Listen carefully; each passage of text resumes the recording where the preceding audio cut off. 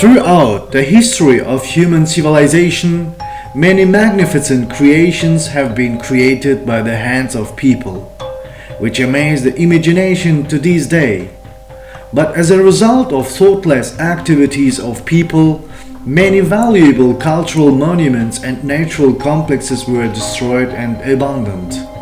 Such places are overgrown with secrets and legends, sometimes quite scary, and this only increases the interest of curious people to feel the depth atmosphere of the structure. Only the most fearless people are willing to visit these abandoned places. We invite you to watch our video to the end and make sure that nothing in our life is eternal, and nature will still take its toll in the end.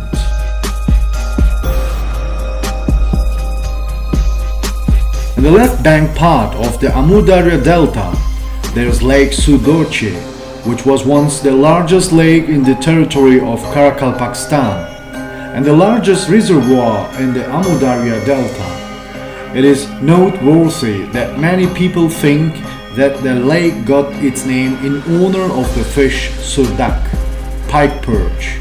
However, its name came from the word suvdashin, su water, shin true in Uzbek.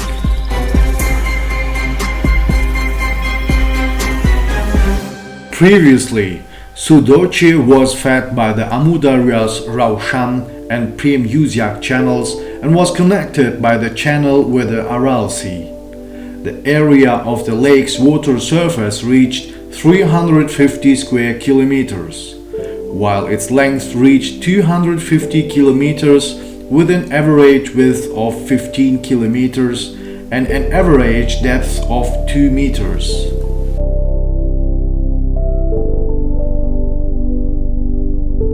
In the 1950s, 1970s, due to the irrigation of cotton fields, the flow of water into the lake decreased significantly, and it completely lost its significance. In the 1960s, due to a decrease in the level of the Aral Sea and the closure of the Raushan Channel, which interrupted the flow of almost all river water, Sudoche began to dry up. In 1968, the shallow lake split into separate bodies of water.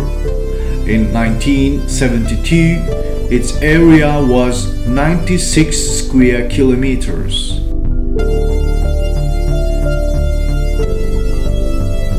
Later, water was again diverted to the lake in order to refill it.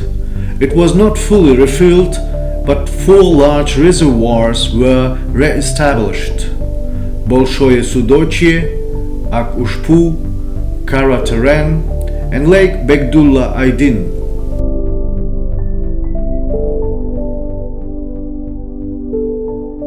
Every year, fishermen and ichthyologists from all over the world come here. Many species of different fish are found in Sudoche today. In addition, the surrounding area abounds in various species of birds. There are more than 230 species of them. Moreover, 12 of them are seriously at risk of complete extinction, and 3 have almost been completely exterminated throughout the country. Interestingly, relatively recently, a population of flamingos have also been discovered here, which are also at risk of extinction.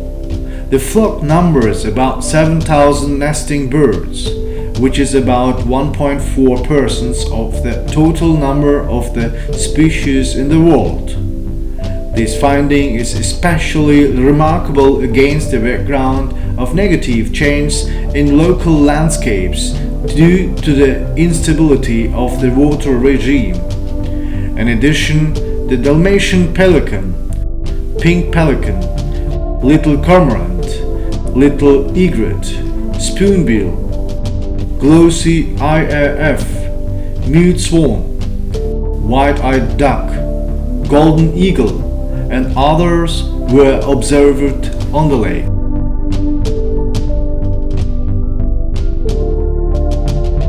In 1991, on an area of 50,000 hectares, the Sudochye State Ornithological Reserve was established.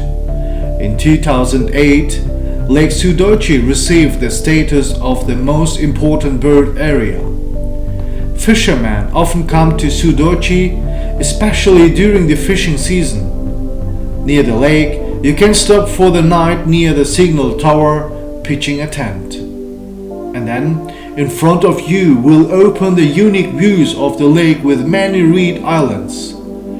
An indescribable pleasure to see off the sunset and meet the sunrise at these places amid the squawking birds and the flapping wings of large feathery.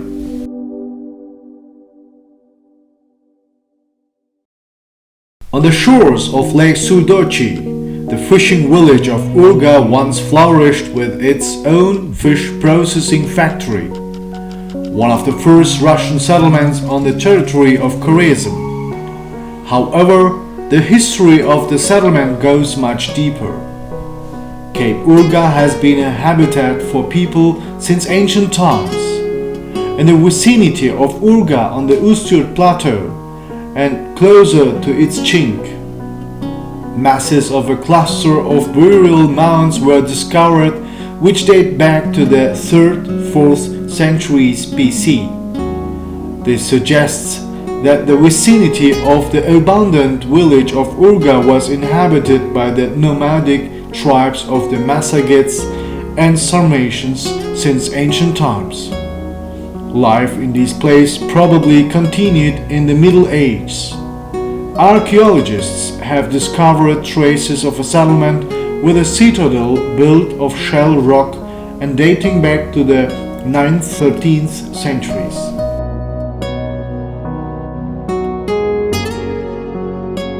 The era of the Mongol conquest of the entire territory of Central Asia and the expansion of the Mongols that continued for many years probably didn't allow the existence and life of the extended plan of the Great Silk Road, which previously had one of its branches towards the Black Sea. This is evidenced by the ruins of medieval caravanserais on the Usturt Plateau. These are Beloli, Kukcha, Kurgancha, and others.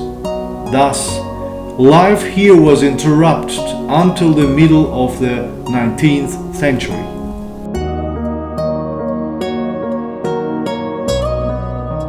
After some reports of adventurers about their travels to these uncharted lands, the Aral Sea and its surroundings began to attract people, especially the Russian Empire. In 1848-1849, Captain Butakov noted about it, having sailed in the Aral Sea region for more than 15 years. The news that reached the Russian Geographical Society allowed the empire to take the first steps to deport the Ural Cossacks, old believers, to the islands of the Aral Sea. Accordingly, some of the deported were resettled to Urga.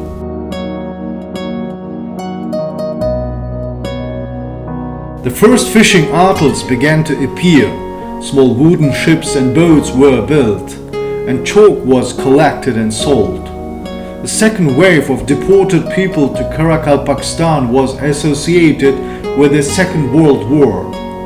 The first evacuated people began to arrive in Uzbekistan at the end of 1941. Residents of Karakalpakstan were actively involved in the resettlement of evacuated citizens. To provide assistance, city and regional commissions were created.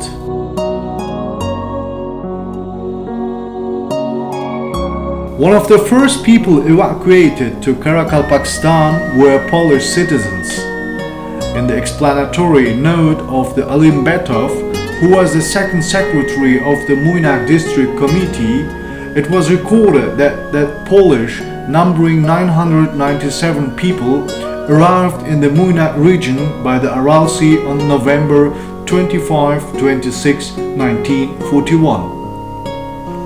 Due to the fact that the water washing the Muynak island froze, the evacuees were sent to Uchsai.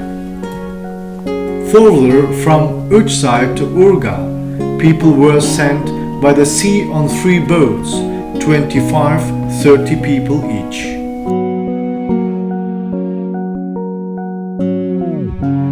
In Urga was organized the repair of footwear and clothing. Uniform from the factory and footwear were given out to those who didn't have them. Later, Russians, Kalmyks, and other nationalities also began to arrive. Thus, the outskirts of the Aral Sea, from Kungra to the modern site of the Urga settlement, were occupied along the entire length with the settlement.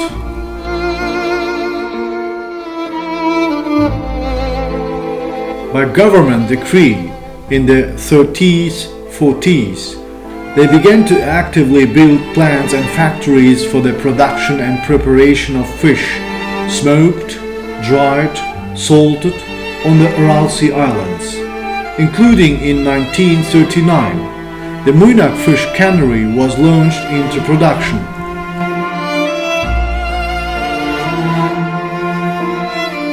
In 1937-1938, in the village of Urga was built a fish factory, the ruins of which have survived to this day. The factory was built exclusively from stone workings from the Ustur Chink. The inhabitants of the village themselves built and collected stones. Everything that was in the village was made with their own hands. The same is true for residential buildings. They were all built from scrap materials in the form of small huts made of coastal reeds, plastered with clay. Primitive streets were built along the coast. All residents, regardless of nationality and time of arrival in the village as a whole, were engaged in fishing and collecting chalk. The finished products were shipped from the local port, which unfortunately hasn't survived now. The ruins of the building of the local school and hospital have been preserved on the most reserved hill.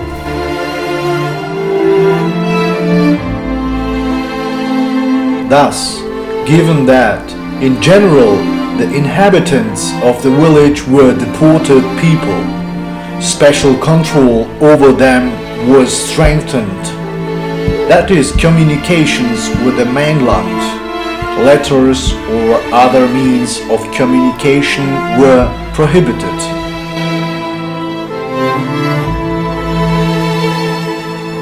From the memories of an old resident, her name hasn't survived, she tells, "Our parents have been fishing all their lives. There was a small meager shop in the village selling food products. The food was also very scarce due to its absence. We practically didn't see meat. The main food was fish. I was born in the village. Part of the day we pupils were in school, and the rest of the time we collected chalk from the outskirts of the desert and coastal sediments. My father was a good master blacksmith. He was able to make himself homemade skates. And in winter, the waters of the Aral Sea froze to death. He tied a bag to his belt, put on a backpack, and skated off somewhere. He usually returned in 1-2 days. He brought with him some sweets or food, newspapers and letters. Most people were unaware of his journey. Later, having already grown up, I realized that he sometimes went to Kungrat or Muynak. The distance from the village to the destination is about 100 kilometers one way. Usually he returned overnight so that no one would see him. due to the fact that the island was controlled by the NKVD officers every time. It was impossible to be absent for a long time. The controlled ones were keeping records of living people. In the early 60s, the coast of the sea began to gradually retreat from its shores, and by the middle, it had gone very far and it was impossible to completely engage in fishing. Then in the same years, many people began to leave the village. Mostly they moved to Kungrad and Nekus. We cried when we left the village in 1964, because this was our home and our village. We practically had no idea that there are big cities and towns with civilization.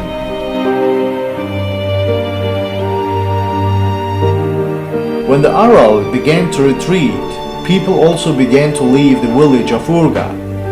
The middle of the 60s of the last century turned out to be one of the last moments of the village's life. Until now, sometimes you can see people who are trying to visit the village and the burial places of their ancestors who once lived in these places. Only the ruins of old houses, abandoned boats, and the ruins of a fish factory remind of the former glory of the village. This whole picture is a very sad sight.